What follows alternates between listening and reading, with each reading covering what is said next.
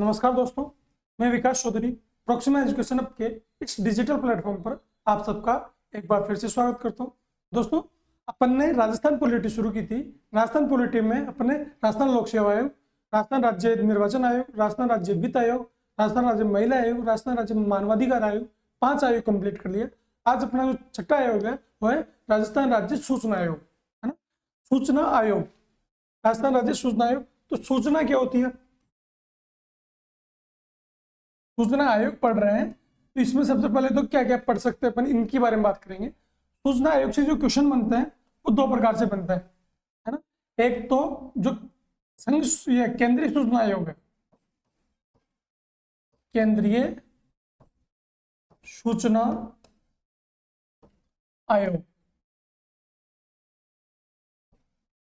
है ना। केंद्रीय सूचना आयोग बनाने से पहले संसद ने एक विधेयक पारित किया था, वो था सूचना अधिनियम, है ना। सूचना अधिनियम पारित किया था 2005 में, सूचना का अधिकार अधिनियम 2005 में। तो उसकी जो कुछ धाराएं हैं उनके बारे में पूछा जाता है। इसके अलावा फिर जो क्वेश्चन पूछे जाते हैं वो पूछे जाते हैं राजस्थान राज्य सूचना आयोग से। तो 2 प्रकार से क्वेश्चन तो यहां से बनते हैं सूचना आयोग से, है ना। अब बात करते हैं कि सूचना क्या है। सूचना क्या हो सकती है? कोई व्यक्ति अगर सूचना मांग रहा है तो कौन कौन सी सूचना मांग सकता है? वो कोई डाटा मांग सकता है ना। कोई प्रतिलिपि हो सकती है सूचना,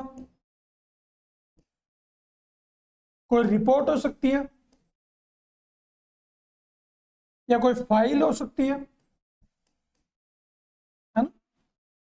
या इसके अलावा कोई भी जो आदेशों की कॉपी होती है, कोई आदेश आया हुआ है उसके आदेशों की कॉपी मांग सकता है। तो ये सब सूचना में आते हैं, है ना। तो सूचना के अधिकार अधिनियम के तहत हम किसके बारे में डिस्कस करते हैं कि किसी व्यक्ति के द्वारा जो सूचना मांगी जाती है वो किन किन तरीकों से मांगी जा सकती है। अगर उसको सूचना नहीं मिले तो क्या कोई पेनल्टी लगेगी, है ना। या अपने कोई लोक अधिकारी है जो सूचना देने वाला है, वो कौन होगा। इन सब बातों के बारे में अपन क्या करेंगे, डिस्कस करेंगे। तो ये अपन देखते हैं। सूचना आयोग, सबसे पहली बात है सूचना। सूचना क्या हो सकती है? कोई फाइल हो सकती है, कोई दस्तावेज हो सकता है, कोई प्रतिलिपि हो सकती है, कोई विचार हो सकता है, कोई सुझाव हो सकता है, कोई रिकॉर्ड, रिपोर्ट, विज्ञप्ति, आदेश, डाटा या ईमेल। इतने प्रकार से सूचना हो सकती है ना। ये सब क्या हो सकते हैं? सूचना का फॉर्मेट हो सकता है। तो ये सब क्या है? ये सब सूचना का फॉर्मेट हो सकता है। तो अगर कोई भी व्यक्ति अगर जो किसी कार्यालय में सूचना मांगने आ रहा है वो इन तरीकों से सूचना मांग सकता है। अब सूचना क्यों? देखो, अंग्रेजों का जो टाइम था, भारत में जो ब्रिटिश जो प्राधीनता थी, उस समय अंग्रेज सबसे बड़ी जो जिम्मेदारी रखते थे वो थी गोपनीयता। क्या रखते थे? गोपनीयता।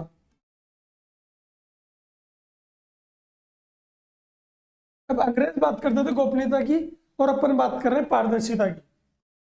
जबकि भारत एक क्या है? डेमोक्रेसी, पारदर्शिता। अपन किसकी बात कर रहे हैं? पारदर्शिता। यानी लोगों को सब कुछ पता होना चाहिए कि गवर्नमेंट क्या कर रही है, कि गवर्नमेंट का कोई भी एक संस्थान है उसमें क्या क्या कार्य हो रहा है, लोगों को ये पता होना चाहिए। जबकि अंग्रेज क्या करते थे? अंग्रेज नहीं चाहते थे कि लोगों को कुछ भी पता हो कि क्या कौन सी पॉलिसी बन रही है, कौन सी पॉलिसी उनके खिलाफ है, कौन सी पॉलिसी उनके खिलाफ नहीं है। अंग्रेज कुछ भी नहीं बताते थे, वो क्या करते थे? गोपनीयता रखते थे, है ना। तो गोपनीयता रखते थे। लेकिन भारत में जैसे डेमोक्रेसी आई तो भारत में किसकी मांग उठने लगी? भारत में मांग उठने लगी समय समय पर किसकी? सूचना के अधिकार की। यार आप कार्यालय में क्या कर रहे हो हमें भी बताओ, है ना। कार्यालय में क्या क्या काम हो रहा है हमें भी बताओ, ये काम किस प्रकार से किया इसकी सूचना दो, इस काम में कितना फंड आपने लगाया, जो पैसा लगाया ना कितना लगाया, इसकी सूचना हमें दो। इस सब के लिए क्या हुआ? एक आयोग गठित किया गया, सूचना आयोग, है ना। कौन सा आयोग? सूचना आयोग। तो सबसे पहले सूचना का अधिकार कौन से देश ने दिया? सबसे पहले सूचना का अधिकार दिया था उस देश ने दिया था, स्वीडन ने। किसने? स्वीडन ने। 1766 में स्वीडन ने सबसे पहले सूचना का अधिकार अधिनियम पारित किया। अब भारत में कब पारित हुआ? भारत में 1947 में भारत आजाद होता है, उसके बाद से सूचना के अधिकार की मांग उठने लगती है। भारत में सबसे पहले सूचना का अधिकार अधिनियम अगर कहीं पे पारित हुआ तो 2 राज्य थे, एक तमिलनाडु और एक गोवा। टाइम 1997 में गोवा और तमिलनाडु में सूचना का अधिकार अधिनियम पारित हुआ। लेकिन पूरे भारत में तो पारित नहीं हुआ, ये केंद्र स्तर, ये तो राज्य स्तर से पारित हुआ है ना। राज्य जैसे अगर गोवा से पारित हुआ तो उसको गोवा क्या बोलेंगे, गोवा सूचना का अधिकार अधिनियम। तमिलनाडु से पारित हुआ तो तमिलनाडु सूचना का अधिकार अधिनियम। लेकिन केंद्रीय सूचना अधिकार अधिनियम थोड़ी ना पारित हुआ, नहीं हुआ। केंद्रीय सूचना का अधिकार अधिनियम या राष्ट्रीय सूचना का अधिकार अधिनियम कब पारित हुआ, ये 2005 में पारित हुआ। तो उससे पहले क्या, उससे पहले कुछ राज्य ऐसे थे जिन्होंने सूचना का अधिकार अधिनियम पारित कर दिया। एक तो उसमें गोवा, एक तमिलनाडु 1997, उसके बाद में कर्नाटका, राजस्थान है ना। कर्नाटक ने सन 2000 में, राजस्थान ने सन 2001 में सूचना का अधिकार अधिनियम पारित किया। फिर असम, MP, महाराष्ट्र 2002 और जम्मू कश्मीर 2005, दिल्ली 2001, इन सब ने सूचना का अधिकार अधिनियम पारित कर दिया। अब बारी आती है किसकी, केंद्रीय सूचना आयोग की। यार ये तो अलग अलग राज्य सूचना का अधिकार अधिनियम पारित कर रहे हैं, भारत में भी कुछ कोई सूचना का अधिकार अधिनियम पारित करना चाहिए। तो भारत में सूचना का अधिकार अधिनियम पारित करना चाहिए। तो भारत में सूचना के अधिकार अधिनियम की प्रणेता किसे माना जाता है, ये क्वेश्चन प्राय एग्जाम में पूछा जाता है कि भारत में सूचना के अधिकार अधिनियम की प्रणेता किसे माना जाता है, किसे माना जाता है, तो ये माना जाता है अरुणा रॉय को। इसको अरुणा रॉय को भारत में सूचना के अधिकार अधिनियम की प्रणेता माना जाता है। इन्होंने 1995 में एक पार्टी बनाई थी, मजदूर किसान शक्ति संगठन। कौन सी पार्टी बनाई, मजदूर किसान शक्ति संगठन। कहां से, ब्यावर अजमेर से। ब्यावर अजमेर से एक पार्टी बनाई, मजदूर किसान शक्ति संगठन, MKSS। किसने बनाई, अरुणा रॉय ने। इसके लिए बाद में इन्होंने ये सूचना के अधिकार में इनकी भागीदारी के लिए इनको क्या दिया गया, रमन मैग्सेसे अवार्ड भी दिया गया। तो चांदगेट ब्यावर से इन्होंने आंदोलन प्रारंभ किया सूचना के अधिकार अधिनियम के लिए। कहां से, चांदगेट ब्यावर से। प्राय एग्जाम में क्वेश्चन पूछे जाते हैं। कौन सा शक्ति संगठन, मजदूर किसान शक्ति संगठन। ठीक है, परिणाम क्या रहा, परिणाम यह रहा कि सूचना का अधिकार विधेयक 2005 संसद में पारित होगा। सूचना का अधिकार, इसके परिणाम स्वरूप 2005 में सूचना का अधिकार अधिनियम संसद में पारित हो गया। एक मिनट,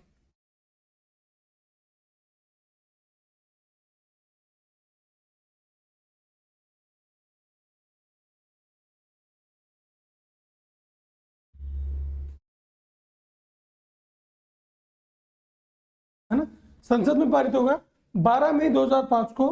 12 मई 2005 को संसद में पारित हो गया और उसके बाद में 15 जून को राष्ट्रपति ने सिग्नेचर कर दिए। आपको पता है कि कोई भी एक विधेयक पहले किसी भी सदन में आएगा, या तो लोकसभा में आएगा या राज्यसभा में आएगा, है ना। पहले लोकसभा में आएगा या राज्यसभा में आएगा, उसके बाद में वो कहां पे पारित होगा, लोकसभा राज्यसभा में पारित होगा तो उसको बोलेंगे कि संसद से पारित होगा। उसके बाद में वो राष्ट्रपति के द्वारा पारित हो जाएगा। तो सबसे पहले कब, 12 मई को तो ये पारित हो गया संसद में, 15 जून को पारित होगा ये राष्ट्रपति के द्वारा। तो अब क्या बन गया, ये विधेयक बन गया। अगर ये विधेयक बन गया 15 जून को, ये राष्ट्रपति के सिग्नेचर होते ही क्या बन गया, ये विधेयक क्या किसमें बदल गया, अधिनियम में बदल गया। अब ये अधिनियम लागू होगा, तो ये अधिनियम कब लागू हुआ, ये अधिनियम लागू हुआ 12 अक्टूबर 2005। ये अधिनियम 12 अक्टूबर 2005 को लागू हुआ। 12 अक्टूबर 2005 को सूचना का अधिकार अधिनियम लागू हो गया। राजस्थान में कब लागू हुआ, राजस्थान में लागू हुआ ये 13 अक्टूबर सन 2005 को। 13 अक्टूबर सन 2005 को राजस्थान में ये लागू हो गया, जबकि 12 अक्टूबर 2005 को संपूर्ण देश में लागू हो गया था। केंद्र की संसद की तरफ से ये लागू हो गया था। ठीक है, नेक्स्ट। तो कौन है भारत में सूचना के अधिकार अधिनियम की प्रणेता, अरुणा रॉय, रमन मैग्सेसे अवार्ड से सम्मानित। अब सूचना का अधिकार क्यों मिलना चाहिए, क्या होगा इससे, पहली चीज लोगों की भी भागीदारी बढ़ेगी, है ना। कोई एक संस्था है ए, है ना, ये कोई संस्था है ए, इसमें एक कर्मचारी बैठा हुआ है, ये एक कर्मचारी बैठा हुआ है स्मॉल ए। इस संस्था है ए, एक कर्मचारी बैठा हुआ है स्मॉल ए। ये जो भी काम करता है इसके बारे में, इसके रेंज में जितने लोग आ रहे हैं वो प्रभावित होते हैं, है ना। ये एक संस्था है, इसके रेंज में इतने सारे लोग आते हैं, ये से प्रभावित होते हैं। तो अगर सूचना का अधिकार अधिनियम के तहत अगर इनको सूचना नहीं मिल रही कि ये व्यक्ति क्या करता है क्या नहीं करता है, तो इन लोगों में क्या इसका कॉन्फिडेंस आ पाएगा? नहीं। तो सबसे पहले क्या होगा, इसे जन सहभागिता बढ़ेगी। क्या होगी?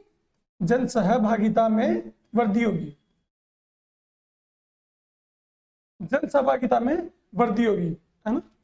इसको ए मत मानो, ये बोलो कि ये तो क्या होगा, ये ग्राम पंचायत है और ये ग्राम पंचायत का एरिया ही पूरा, और ये ग्राम पंचायत भवन है, इसमें एक व्यक्ति बैठा हुआ है, इसको बोलते हैं वीडियो, ग्राम विकास अधिकारी। मैं ग्राम विकास अधिकारी हूँ, है ना। अगर मैं कुछ कार्य कर रहा हूँ, इसके बारे में लोगों को जानकारी नहीं है कि मैं क्या कार्य कर रहा हूँ, तो क्या लोग मेरे ऊपर विश्वास कर पाएंगे? नहीं। और अगर हम दोनों के बीच में कॉम्बिनेशन नहीं बनेगा, तो वो लोग मेरा सहयोग कैसे कर पाएंगे? अगर मेरे को कोई भी इंफॉर्मेशन गांव से रिलेटेड चाहिए, तो वो लोग भी क्या मेरा सहयोग करेंगे? नहीं करेंगे।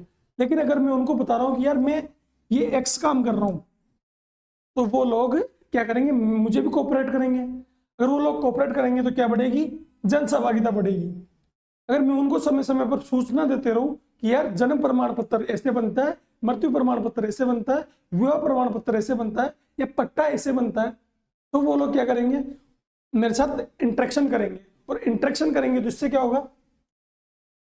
जन सहभागिता में तो वृद्धि हो रही है, साथ में मैं लोक सेवक हूं, लोक सेवक की वृद्धि क्या होगा? विश्वास में वृद्धि होगी, है ना। तो लोक सेवक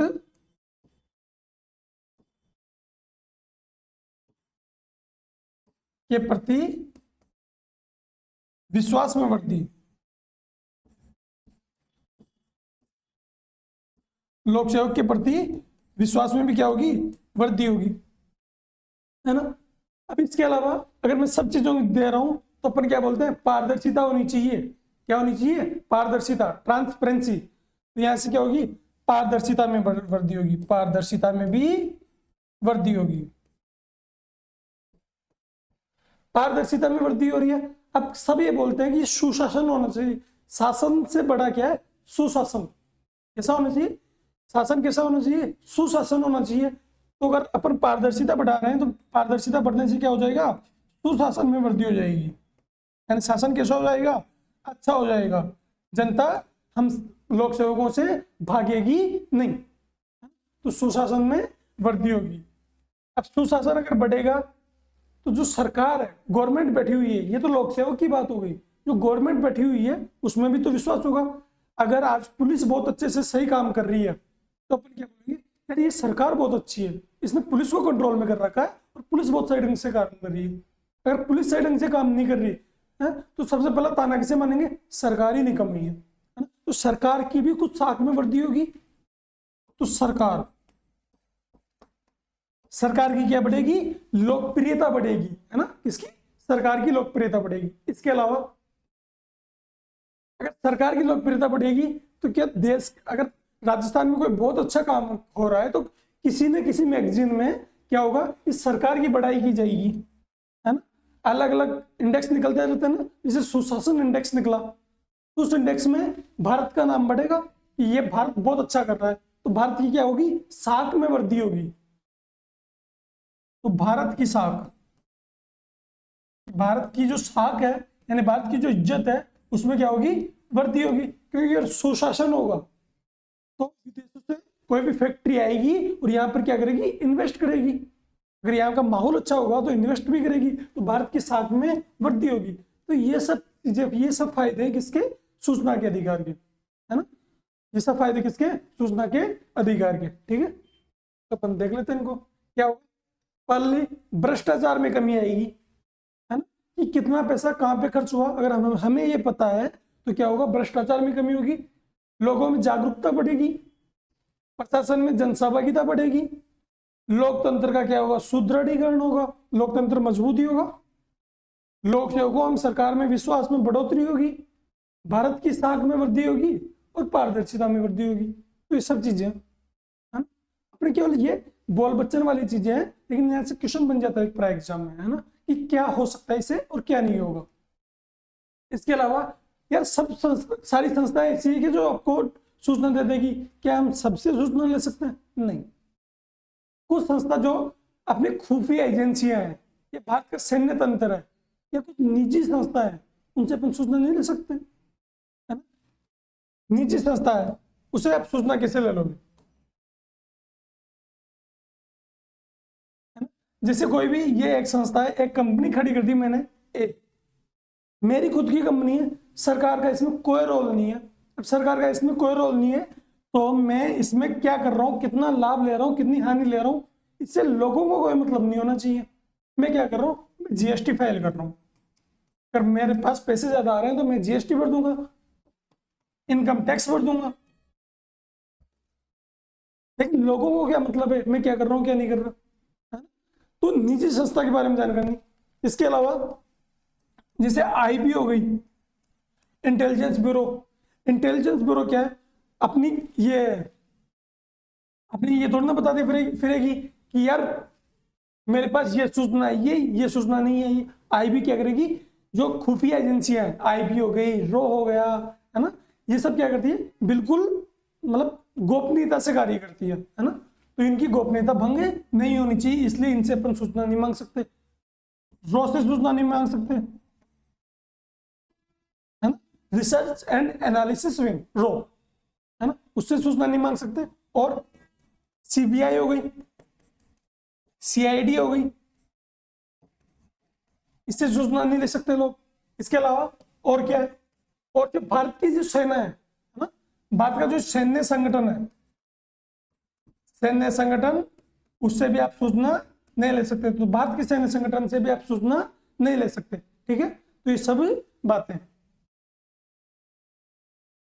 निम्न संस्थाओं से सूचना नहीं मांगी जा सकती, आईबी से, इंटेलिजेंस ब्यूरो, निजी संस्था, research and analysis wing, CID, CBI और सशस्त्र सेना, यानी जो अपना सैन्य बल है, उससे अपनी सूचना नहीं मांग सकते। सूचना प्राप्त करने की प्रक्रिया क्या है, सूचना प्राप्त करने की प्रक्रिया क्या है, कौन सी प्रक्रिया के तहत आपको सूचना मिलेगी?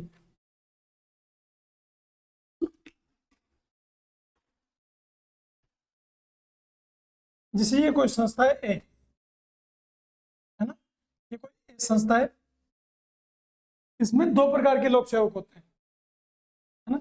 एक तो होता है लोक सेवक, जो क्या होता है, गवर्नमेंट एम्प्लॉय होता है। एक तो होता है लोक सेवक जो गवर्नमेंट एम्प्लॉय होता है, एक होता है जनसेवक। सारे डिपार्टमेंट की बात नहीं है, कुछ कुछ डिपार्टमेंट में ऐसा होता है जिसमें लोक सेवक और जनसेवक दोनों होता है ना। जैसे पंचायत समिति ले लो, पंचायत समिति में प्रधान भी होता है ना, और बीडीओ भी होता है, विकास अधिकारी भी, है ना। तो बीडीओ तो क्या हो गया, लोक सेवक, और जो जनसेवक कौन है, वो कौन हो गया, प्रधान। ग्राम पंचायत ले लो, ग्राम पंचायत में जो ग्राम विकास अधिकारी है वो क्या होता है, वो लोक सेवक होता है, और जनसेवक कौन होता है, सरपंच जनसेवक होता है। तो इसमें वरिष्ठतम लोक सेवक कौन, जो गवर्नमेंट एम्प्लॉय है, उसकी बात हो रही है ना। तो ये संस्था हो गई ए, ये संस्था है ए। इसमें जो वरिष्ठतम लोक सेवक होगा, जो वरिष्ठतम लोक सेवक, वरिष्ठतम लोक सेवक किस हिसाब से, आयु के हिसाब से लोक सेवक का मापन नहीं किया जाएगा। लोक सेवक का मापन किस बेस पे किया जाएगा, लोक सेवक का मापन किया जाएगा कि उसका जो पद है वो कौन से पद पे बैठा हुआ है, उसके आधार पर लोक सेवक का आकलन किया जाएगा। तो जो सबसे बड़ा पद होगा ना उस डिपार्टमेंट में, उसको क्या बनाया जाएगा, उसको लोक सूचना अधिकारी बनाया जाएगा। क्या बनाया जाएगा, लोक सूचना अधिकारी, लोक सूचना अधिकारी, लोक सूचना अधिकारी, है ना, इसको लोक सूचना अधिकारी बनाया जाएगा। अब अगर आपको सूचना चाहिए, इस डिपार्टमेंट से संबंधित कोई सूचना चाहिए, तो आप क्या करोगे, इसके पास आवेदन करना पड़ेगा कि यार सूचना दो। तो आवेदन करना पड़ेगा, आपके पास आपको क्या करना पड़ेगा, आवेदन करना पड़ेगा, आवेदन करना पड़ेगा। अब आवेदन के दो तरीके, आपका राशन कार्ड बना हुआ है,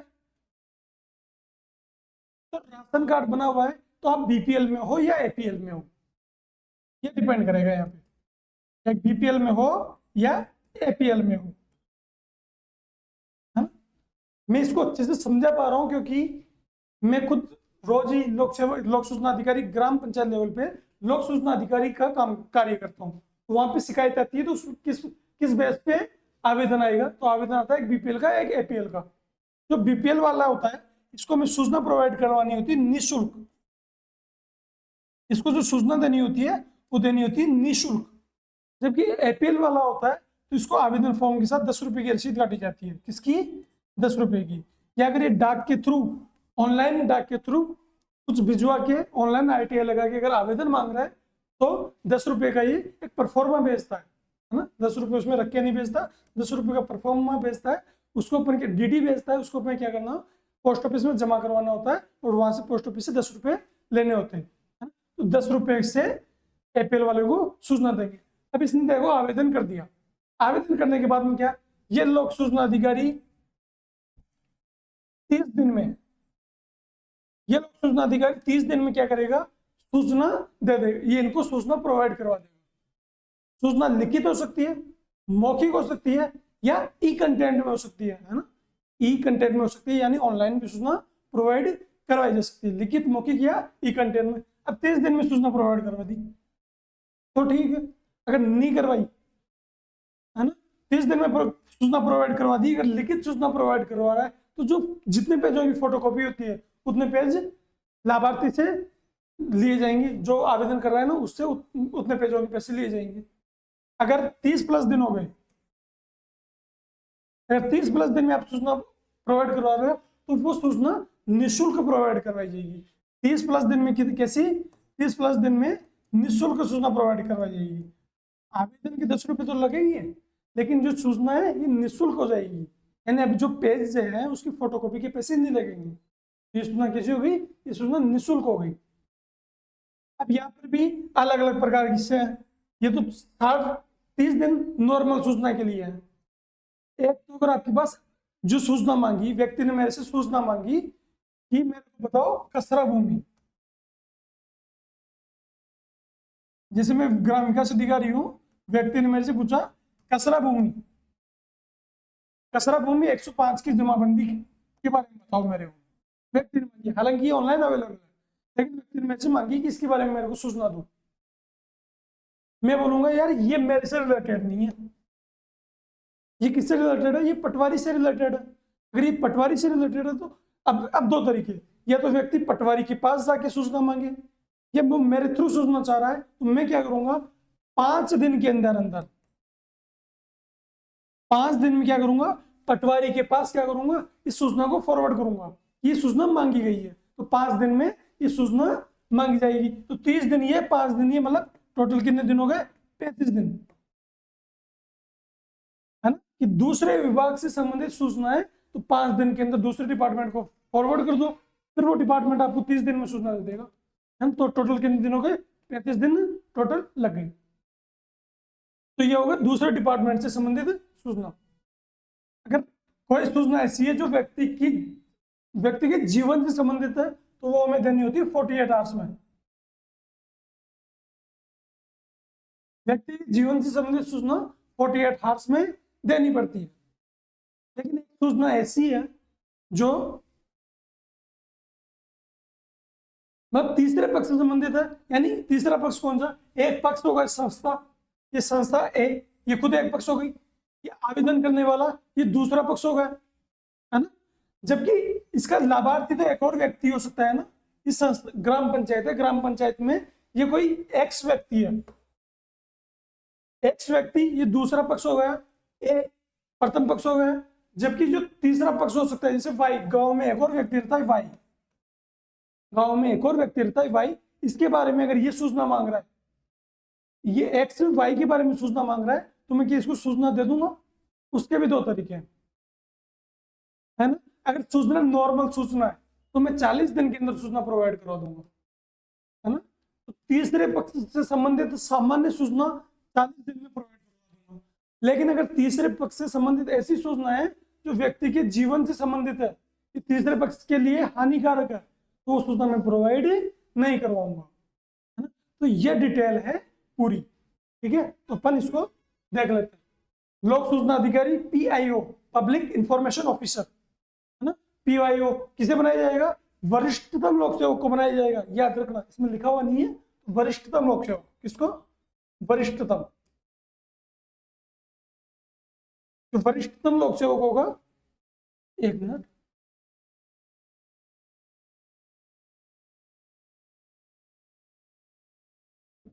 जो वरिष्ठतम लोक सेवक होगा उसको बनाया जाएगा पब्लिक इंफॉर्मेशन ऑफिसर, है ना। पब्लिक इंफॉर्मेशन ऑफिसर किसे बनाया जाएगा? तो वरिष्ठतम लोक सेवक होगा, उसको 30 दिन के अंदर सूचना दे रहा तो शुल्क सहित, अगर 30+ दिन लगा रहा है तो निःशुल्क, 30+ दिन लगा रहा है तो निःशुल्क सूचना दी जाएगी। सूचना के लिए आवेदन का यहाँ पे लिखा हुआ नहीं है, आवेदन शुल्क, आवेदन शुल्क, आवेदन शुल्क बीपीएल वालों को क्या होगा? 0 रुपए, बीपीएल वालों को 0, और जो एपीएल वाले हैं उनको 10 रुपए का चार्ज लगेगा। एपीएल वालों को 10 रुपए में सूचना प्रोवाइड करवानी पड़ेगी, है ना। 30 दिन में सूचना शुल्क सहित, 30+ दिन तो निःशुल्क सूचना प्रोवाइड करवानी पड़ेगी। अन्य विभाग की सूचना है तो 5 दिन में हस्तांतरित कर दो, आपके डिपार्टमेंट की सूचना नहीं है तो दूसरे डिपार्टमेंट को 5 दिन में भेज दो कि आप संभालो। सूचना तीसरे पक्ष से संबंधित है तो मैं 40 दिन में प्रोवाइड करवाऊंगा, लेकिन कौन सी? तीसरे पक्ष से सामान्य सूचना होनी चाहिए। अगर तीसरे पक्ष के लिए हानिकारक सूचना है वो मैं प्रोवाइड नहीं करवाऊंगा। व्यक्ति के जीवन से जुड़ी हुई सूचनाएं तो 48 आवर्स में प्रोवाइड करवाऊंगा, व्यक्ति के जीवन से संबंधित सूचनाएं तो 48 आवर्स में प्रोवाइड करवाऊंगा, ठीक है। अब बात समझो, यह है वीडियो, ग्राम विकास अधिकारी ग्राम पंचायत लेवल पे बैठा हुआ है ना। अब यह व्यक्ति, इसने सूचना प्रोवाइड ही नहीं करवाई, अगर इसने सूचना प्रोवाइड नहीं करवाई तो इसकी शिकायत कहीं तो की जा सकती है।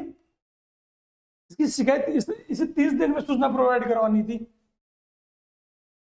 30 दिन में सूचना प्रोवाइड करवानी थी, इसने सूचना नहीं प्रोवाइड करवाई तो इसके खिलाफ शिकायत की जा सकती है। 3-4 तरीके हैं। क्या? एक तो इसने सूचना प्रोवाइड नहीं करवाई हो 30 दिन में, या जो समय अंतराल है वो ज्यादा ले लिया हो। इसके अलावा इसने जो सूचना जो प्रोवाइड करवाई हो गलत सूचना प्रोवाइड करवाई हो, मिथ्या सूचना। या इसके अलावा क्या हो सकता है कि इसने क्या किया हो, आप अगर उसकी सूचना से संतुष्ट नहीं हो तो इसके खिलाफ अपील करनी पड़ेगी आपको। तो वो अपील कहाँ करनी पड़ेगी? तो प्रथम अपीली अधिकारी होगा। कौन होगा? प्रथम अपीली अधिकारी।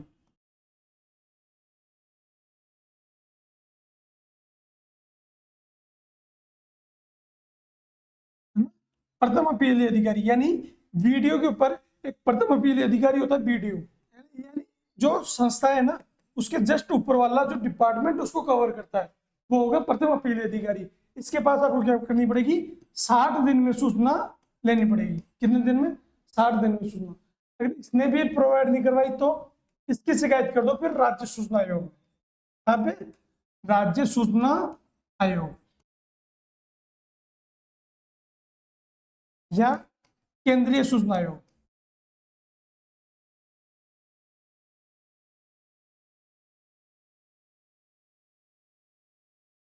देखो अगर आप केंद्र की बारे में बात कर रहे हो तो वहां पर कौन होगा? केंद्रीय सूचना आयोग। अगर राज्य की कोई संस्था है उससे ले रहे हो तो राज्य सूचना आयोग, है ना। कोई ऐसा डिपार्टमेंट है जैसे जीएसटी डिपार्टमेंट है तो राज्य के अधीन तो आता नहीं है, वो किसके अधीन आता है? वो आता है सेंटर के अधीन। तो जीएसटी डिपार्टमेंट सेंटर के अधीन है, तो अगर इससे संबंधित कोई सूचना है तो कहाँ पे शिकायत करोगे? केंद्रीय सूचना आयोग के पास। लेकिन अगर ग्राम पंचायत है वो राजस्थान के अंदर आएगी, राज्य के अंदर आएगी, है ना, राज्य सरकार के अधीन है तो उसकी राज्य सूचना आयोग में शिकायत करनी पड़ेगी। ठीक, तो ये 60 दिन में शिकायत करनी पड़ती है। अगर ये 60 दिन में ये भी कोई जवाब नहीं देता है तो अगले 30 दिन में यहाँ पर आप क्या करो? अगले 30 दिन में यहाँ पे शिकायत कर दोगे, ठीक है ना। तो 30 दिन, 60 दिन, 30 दिन, ठीक। तो वरिष्ठतम लोग, अगर ये इसने सूचना दी, इससे भी अगर आप संतुष्ट नहीं हो तो इसका जो वरिष्ठ है, ये लोक सूचना अधिकारी है, इसका वरिष्ठ कौन है? कोई भी अधिकारी, उसके पास 60 दिन में आपको शिकायत करनी पड़ेगी, अपील करनी पड़ेगी, है ना। जब आप सूचना उपलब्ध नहीं करवाए, ये सूचना से असंतुष्ट हो तो इसके पास अपील करनी पड़ेगी। अगर इससे भी असंतुष्ट हो आप तो केंद्रीय सूचना आयोग या राज्य सूचना आयोग के पास शिकायत करनी पड़ेगी 30 दिन के अंदर। कौन सी धारा के दिन? सूचना का अधिकार अधिनियम 2005 की धारा 19 के दिन, सूचना का अधिकार अधिनियम 2005 की धारा 19 के दिन आपको क्या करनी पड़ेगी, शिकायत करनी पड़ेगी। और ये व्यक्ति जवाब देने के लिए बाध्यकारी है। आयोग के पास शिकायत हुई, आयोग इनको लेटर जारी करेगा, समन जारी करेगा, है ना। और ये व्यक्ति बाध्यकारी है, ये दोनों व्यक्ति इसका जवाब देने के लिए कौन से आर्टिकल के तहत, धारा 19(7) के तहत। इसका इस जो क्लॉज 7 है, धारा 19 क्लॉज 7 उसके तहत, है ना, ये व्यक्ति सूचना प्रोवाइड करवाने के लिए बाध्य है। आपको केवल इतना याद रख लेना, क्या काम हो जाएगा, सूचना लिखित मौखिक ई फॉर्मेट में उपलब्ध करवाई जा सकती है। ठीक,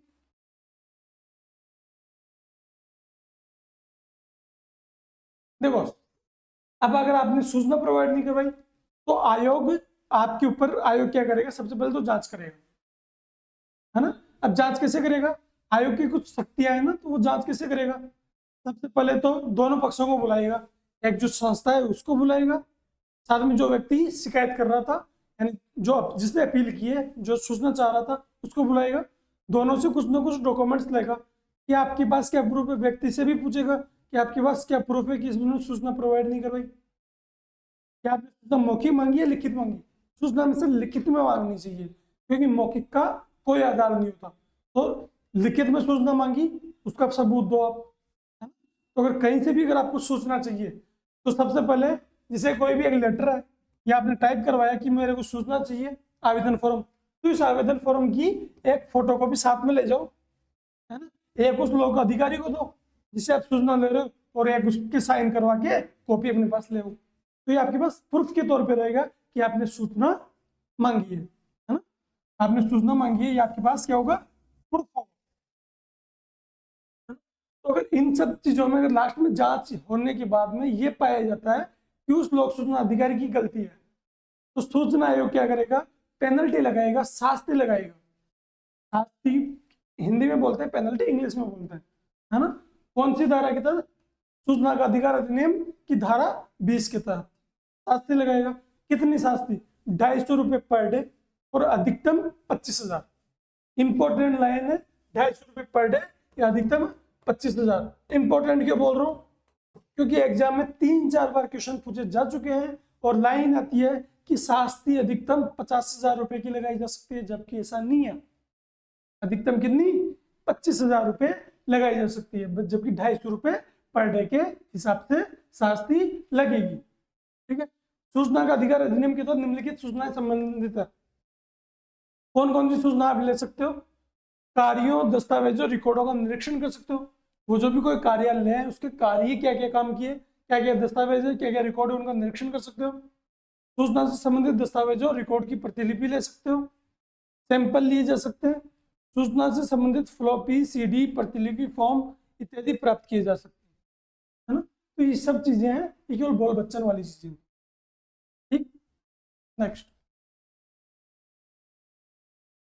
कौन कौन सी सूचना आपको नहीं देंगे, कि सारी सूचना आपको दे देंगे, नहीं, कुछ सूचना ऐसी सूचना आपको नहीं देंगे।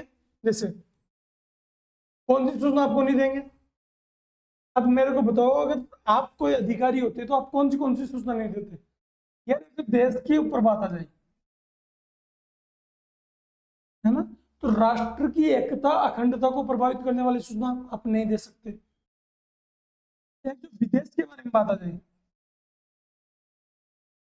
है ना, विदेश के बारे में बात आ जाए, यानी आपके पास ऐसी टेक्नोलॉजी आ जाए, है ना, आपके पास ऐसी टेक्नोलॉजी आ जाए कि विदेश से आपने फ्रांस से राफेल बनाने का, फ्रांस से आपने राफेल बनाने की टेक्नोलॉजी सीखी, राफेल बनाने की टेक्नोलॉजी सीखी, तो क्या इस फॉर्मूले को आप, अब कोई भी मांगेगा कि यार राफेल बनाने की टेक्नोलॉजी हमें दो, आप दे दोगे, नहीं, तुरंत थोड़ी है जो बांट दोगे। तो विदेशों से, विदेशी सरकार से संबंध स्थापित करके जो गोपनीय सूचना ली जाती है वो आप नहीं दे सकते। तो कॉपीराइट से संबंधित सूचना आ गई, कॉपीराइट से संबंधित सूचना आ गई, है ना, वो भी आप नहीं दे सकते। जैसे मैं कोई भी एक दवाई बना रहा हूं, जैसे मैं क्या बना रहा हूं, कोई एक दवाई बना दी, मैंने दवाई बनाई ए, अब ये दवाई बनाई, नई दवाई है, तो इसका क्या करूंगा मैं, कॉपीराइट क्लेम करूंगा, है ना। इसका मैं क्या ले लूंगा, कॉपीराइट ले लूंगा कि मेरे अलावा इसको कोई नहीं बना सकता, या अगर कोई बना रहा है तो मेरे से परमिशन लेनी पड़ेगी। अब अगर सरकार ने कॉपीराइट दे दिया, सरकार ने कॉपीराइट दिया तो सरकार के पास इसका फॉर्मूला तो आ गया ना। अब सरकार सबको ऐसे थोड़ी ना बांट देगी कि नहीं बना लो। आपको याद होगा कोरोना टाइम पे हमारे ज्ञानी बाबा, एक नाम है उनका अरविंद केजरीवाल, है ना, उन्होंने क्या बोला था, उन्होंने स्टेटमेंट दिया था कि कोरोना बनाने का जो फॉर्मूला है ना वो सबको बांट दो। अरे चुराने के जो बांट दे सबको, कॉपीराइट की बात है, किसकी बात है, कॉपीराइट की बात है। तो वो जो आदमी दिल्ली का मुख्यमंत्री बना बैठा है, वो व्यक्ति बोल रहा है कि यार क्या करो, ये चुराने का ये फॉर्मूला है ना, जो ये कोवैक्सीन की साइड, कोवैक्सीन का फॉर्मूला सारी कंपनियों को बांट दो।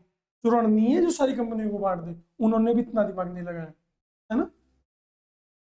और इसके अलावा अरविंद केजरीवाल का एक और स्टेटमेंट आया था, द कश्मीर फाइल्स, एक मूवी आई थी द कश्मीर फाइल्स, है ना, तो उसको टैक्स फ्री करने की बात हुई, तो अरविंद केजरीवाल ने क्या बोला, यूट्यूब पे डाल। मतलब कुछ भी पढ़े लिखे इंसान बेहुदा हरकतें, बेहुदा बातें जो बोलते हैं ना, वो ऐसी बोलती है कि कॉपीराइट किसी को भी बांट दो, है ना। तो ये सब क्या है, ये सब पर्सनलाइज चीजें हैं, इनको आप ऐसे नहीं बांट सकते। इसके अलावा न्यायपालिका का कोई आदेश है, न्यायपालिका, न्यायपालिका का अगर कोई आदेश है, उसका उसको भी आप ऐसे कैसे नहीं रख सकते कि न्यायपालिका का कोई आदेश है तो उसकी अवहेलना नहीं होनी चाहिए।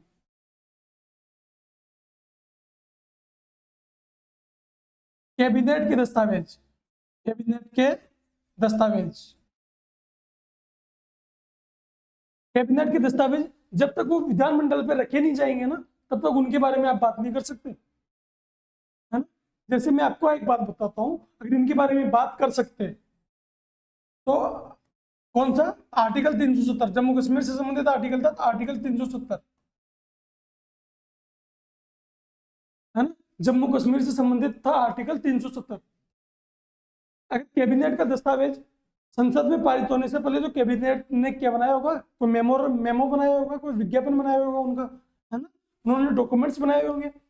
अगर वो सूचना के अधिकार अधिनियम के साथ दूसरों को दे देंगे आप, तो ये कैसे हटा पाओगे, है ना, दंगा भड़क जाएगा पहले ही। तो पहले क्या किया, बहुत गोपनीय तरीके से काम किया उन लोगों ने, ना। किसी दिन एक वीडियो बनाई है कि प्रधानमंत्री मोदी ने कैसे कांग्रेस को उल्लू बनाया था, कांग्रेस के सांसदों को, राज्यसभा के सांसदों को कहाँ भेज दिया, विदेश भेज दिया, और पीछे से पारित कर दिया, नीदरलैंड भेजा था शायद, और पीछे से पारित कर दिया आर्टिकल 370। बहुत माइंड से काम किया। तो ऐसी सूचनाओं को आप नहीं दे सकते, है ना। विधानमंडल, विधानमंडल हो गई या संसद हो गई, विधानमंडल या संसद, इनसे संबंधित कोई डॉक्यूमेंट्स है, इनकी सूचना आप नहीं दे सकते। तो ये सारी बातें हैं कि कौन कौन सी सूचना आप नहीं दे सकते। इसके अलावा किसी व्यक्ति के जो तीसरे पक्ष से संबंधित सूचना मांगता है व्यक्ति, अगर तीसरे पक्ष के लिए हानिकारक है, वो सूचना भी आप नहीं दे सकते। तो राष्ट्र की एकता अखंडता को सुनिश्चित करने वाली, तो राष्ट्रीय एकता अखंडता सुरक्षा को प्रभावित करने वाली सूचना, है ना, ऐसी सूचना नहीं दे सकते। व्यक्ति का जीवन खतरे में पड़ जाए, वो सूचना आप नहीं दे सकते। विधानसभा या संसद की कार्यवाही प्रभावित, न्यायपालिका की अवमानना, कॉपीराइट का उल्लंघन, है ना, ऐसी सूचना जो अपराध के लिए उकसाती हो, ऐसी सूचना जो अपराध के लिए उकसाती हो, वो आप नहीं दे सकते। ऐसी सूचना जो विदेशी सरकार से विश्वास में प्राप्त की गई हो, जैसे फ्रांस से टेक्नोलॉजी हमने ली तो विश्वास के थ्रू ही तो ली, है ना, कैबिनेट के कागजात हो गए। ऐसी सूचना जो तीसरे पक्षकार से संबंधित हो, वो सारी सूचना आप नहीं ले सकते, ठीक है ना, ये सारी सूचना आप नहीं ले सकते।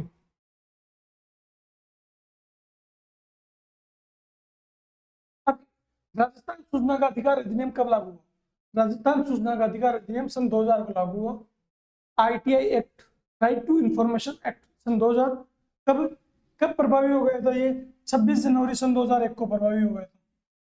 जबकि भारत का जो सूचना का अधिकार अधिनियम 12 अक्टूबर 2005 को लागू हुआ था, और राजस्थान में कब प्रभावी हुआ था, वो 13 अक्टूबर सन 2005 को प्रभावी हुआ था, जबकि ये 26 जनवरी 2005 को प्रभावी हो गया। तो ये तो राजस्थान सूचना का अधिकार अधिनियम है। अशोक गहलोत जी उस टाइम अपने सीएम थे। कौन? गहलोत जी, है ना। अब राजस्थान राज्य सूचना आयोग की बात करते हैं। राजस्थान राज्य सूचना आयोग सूचना का अधिकार अधिनियम 2005 की का अध्याय 4 व धारा 15, इसके तहत राजस्थान राज्य सूचना आयोग का गठन होता है ना। कब होता है गठन? ये होता है 13 अप्रैल सन 2024। जबकि ये काम करना कब प्रारंभ करता है? ये काम करना प्रारंभ करता है 18 अप्रैल सन 2000। 18 अप्रैल सन 2006 से राजस्थान राज्य सूचना आयोग ने अपने कार्य प्रारंभ कर दिया। 18 अप्रैल सन 2000 से इसने कार्य प्रारंभ कर दिया, है ना। तो यह डेट याद रखनी है कि राजस्थान राज्य सूचना आयोग कब से कार्य प्रभावी हुआ? 18 अप्रैल 2006 से प्रभावी हुआ। गठन कब हुआ था? 13 अप्रैल को गठन हुआ था, है ना। गठन कैसे? मतलब इसकी अधिसूचना अखबार में जो नोटिफिकेशन आता है, गजट नोटिफिकेशन, वो कब आया था? 13 अप्रैल सन 2006 को आ गया था गजट नोटिफिकेशन। हेडक्वार्टर जयपुर में। राजस्थान राज्य सूचना आयोग का हेडक्वार्टर कहाँ पे? राजस्थान राज्य सूचना आयोग का हेडक्वार्टर जयपुर में। संरचना कैसी है? धारा 15 के तहत बहुसदस्यीय निकाय है, वह 1+10 सदस्य हो सकते हैं। कितने हो सकते हैं? 1+10। वर्तमान कितने? 1+4। एक मुख्य सूचना आयुक्त और 4 अन्य सूचना आयुक्त, है ना। तो वर्तमान में कितना है? 1+4 का रेशो है, इसमें एक मुख्य सूचना आयुक्त और 4 अन्य सूचना आयुक्त, ठीक है। नियुक्ति, मुख्य सूचना आयुक्त और जो अन्य सूचना आयुक्त है, इनकी नियुक्ति कौन करता है? नियुक्ति करता है राज्यपाल। क्या अपने मन से कर देगा? नहीं, एक चयन समिति की सिफारिश पे करेगा। कौन कौन? सीएम, मुख्यमंत्री, विपक्ष का नेता, और एक सीएम ऐसा कोई कैबिनेट मंत्री चूज करे उसको। तो एक तो का मुख्यमंत्री, एक विपक्ष का नेता, एक सीएम द्वारा मनोनीत एक कैबिनेट मंत्री। सीएम द्वारा मनोनीत एक कैबिनेट मंत्री। इसके अलावा कार्यकाल की बात करें, कार्यकाल कितना? देखो 2019 में संशोधन हुआ था राजस्थान सूचना का अधिकार, ये है सूचना केंद्रीय सूचना का अधिकार अधिनियम 2000, उसमें संशोधन हुआ था 2019 में। उससे पहले क्या था? उससे पहले था कार्यकाल 5 या 65। उससे पहले कार्यकाल कितना था? 5 या 65। उससे पहले 5 वर्ष या 65 वर्ष की आयु थी, लेकिन बाद में क्या कर दिया? केंद्र सरकार जो निर्धारित करेगी वो होगा। कौन निर्धारित करेगा? केंद्र सरकार निर्धारित करेगी। और केंद्र सरकार निर्धारित करेगी तो स्टेटमेंट यही आएगा आपके कि राज्य सूचना आयोग, राजस्थान राज्य सूचना का आयोग का कार्यकाल कितना होगा? या तो 3 वर्ष या 65 वर्ष लिखा जाए तो ठीक है, नहीं तो ये लिखा आएगा केंद्र सरकार द्वारा निर्धारित। तो ये स्टेटमेंट सही मानना है, केंद्र सरकार द्वारा निर्धारित। इसके अलावा शपथ राज्यपाल दिलाएगा। त्यागपत्र, त्यागपत्र कौन? राज्यपाल। शपथ, शपथ कौन दिलाएगा? राज्यपाल। त्यागपत्र राज्यपाल। पद से हटाना, पद से कैसे हटाओगे? सुप्रीम कोर्ट में जांच होगी, उसके बाद में वो जो उसके ऊपर आरोप लगे है ना कि असमर्थता का आरोप है या कदाचार का आरोप है, उसके बाद में तो सिद्ध कदाचार या असमर्थता के बाद में सुप्रीम कोर्ट के निर्देश पर कौन करेगा? राज्यपाल करेगा, है ना। सिद्ध कदाचार या असमर्थता के आधार पर सुप्रीम कोर्ट के निर्देश पर, किसके? सुप्रीम कोर्ट, उच्चतम न्यायालय के निर्देश पर राज्यपाल द्वारा, किसके द्वारा? राज्यपाल द्वारा ये कार्य किया जाएगा। पद से हटाने का कार्य कौन करेगा? राज्यपाल, है ना। योग्यता क्या होनी चाहिए? योग्यता पहले तो सार्वजनिक जीवन का क्या होना चाहिए? उसको अनुभव होना चाहिए। विधि का, सार्वजनिक जीवन का अनुभव होना चाहिए। विधि, प्रशासन, समाज सेवा, वैज्ञानिकता का ज्ञान होना चाहिए, है ना। विधानमंडल या संसद का सदस्य नहीं होना चाहिए, एमपी एमएलए नहीं होना चाहिए। ये केंद्र राज्य सरकार में लाभ के पद पे नहीं होना चाहिए, और खुद का बिजनेस नहीं करता हूँ, ये भी तो होना चाहिए। अगर मैं इन सब में से कोई नहीं हूँ और मैं कोई एक फैक्ट्री है इसका मालिक हूँ, इसका सीईओ हूँ, तो मैं क्या करूंगा? मेरे पास सूचना पड़ी हुई है अलग अलग डिपार्टमेंट से आई हुई, है ना।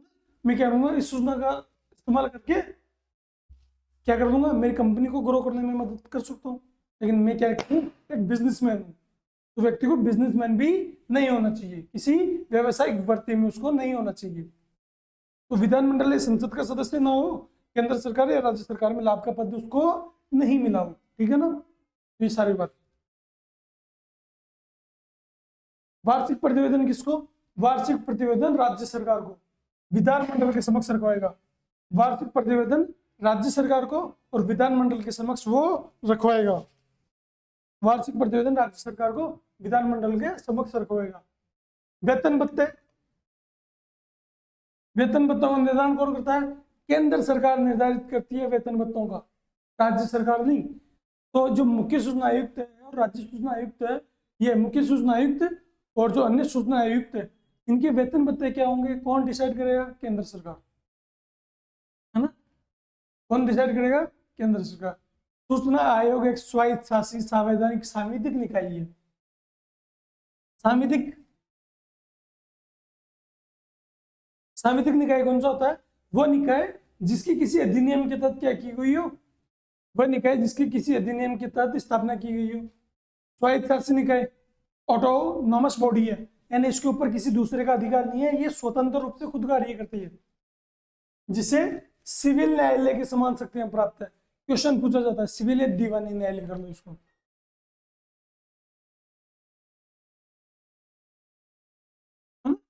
इसे पूछा जाता है तो राज्य सूचना आयोग को कौन सी शक्तियां प्राप्त है? तो सिविल या दीवानी न्यायालय की शक्तियां इसको प्राप्त है, ठीक है ना।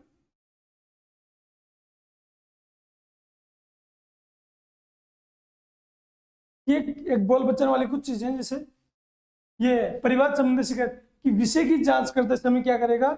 जो सूचना आयोग होगा, विषय की जांच करते समय सूचना आयोग होगा, वो क्या करेगा? दोनों पक्षों को बुलाएगा कि जो दोनों पक्ष प्रभावित है, एक तो जो संस्था है उसको और जिसने आवेदन किया है सूचना के लिए उसको, दोनों को बुलाएगा, उनसे डॉक्यूमेंट्स लेगा, उनकी जांच करेगा, है ना। तो उनको समन भी जारी करेगा, उनको बुलाएगा, बुलाना मतलब समन जारी करना। व्यक्तियों को समन जारी करेगा, क्या करेगा? व्यक्तियों को समन जारी करेगा, उपस्थित करेगा, साथ में शपथ पर मौखिक या लिखित साक्ष्य उपलब्ध करवाने हेतु निर्देशित करेगा, है ना। क्या करेगा? मौखिक या लिखित साक्ष्य उपलब्ध करवाने हेतु निर्देशित करेगा और दस्तावेजों के प्रकटीकरण और निरीक्षण की अपेक्षा करेगा। दस्तावेजों के प्रकटीकरण और निरीक्षण की क्या करेगा? अपेक्षा करेगा।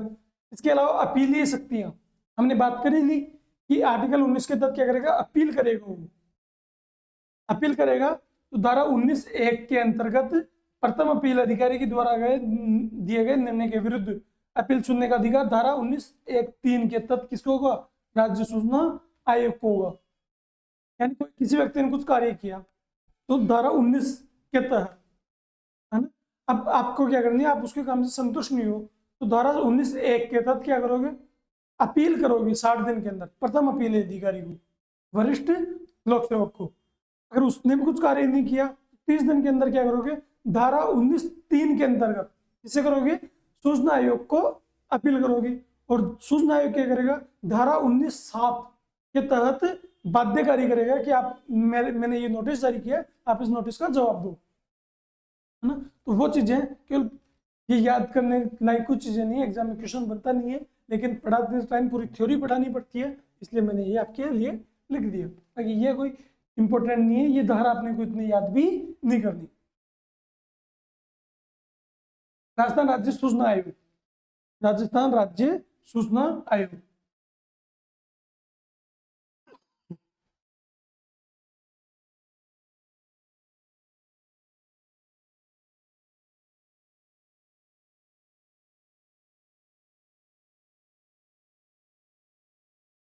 राजस्थान राज्य सूचना आयोग के प्रथम अध्यक्ष कौन?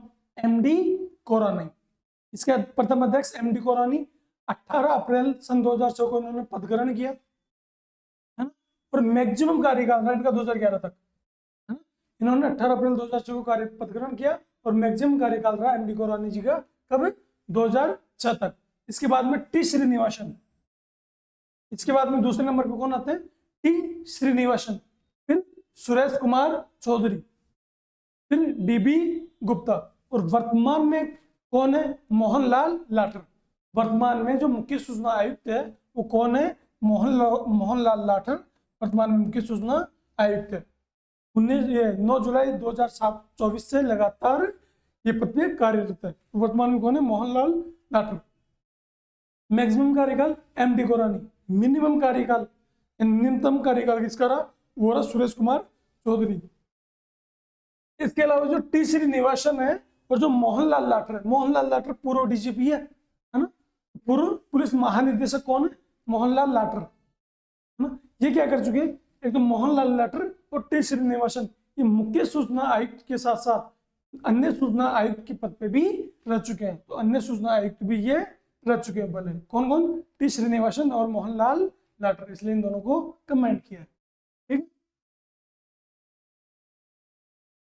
आयोग की वर्तमान स्वरूप क्या है, आयोग का वर्तमान स्वरूप 1+4 का है, 1+10 हो सकते हैं ना, लेकिन अभी क्या है 1+4, यानी आयोग में वर्तमान में कितने सदस्य हैं, 5। वर्तमान में आयोग एक 5 सदस्य निकाय है, स्टेटमेंट बिल्कुल सही है, 1+4, है ना। एक है मुख्य सूचना आयुक्त, मुख्य सूचना आयुक्त कौन है, मोहनलाल लाठर, मुख्य सूचना आयुक्त कौन है, मोहनलाल लाठर।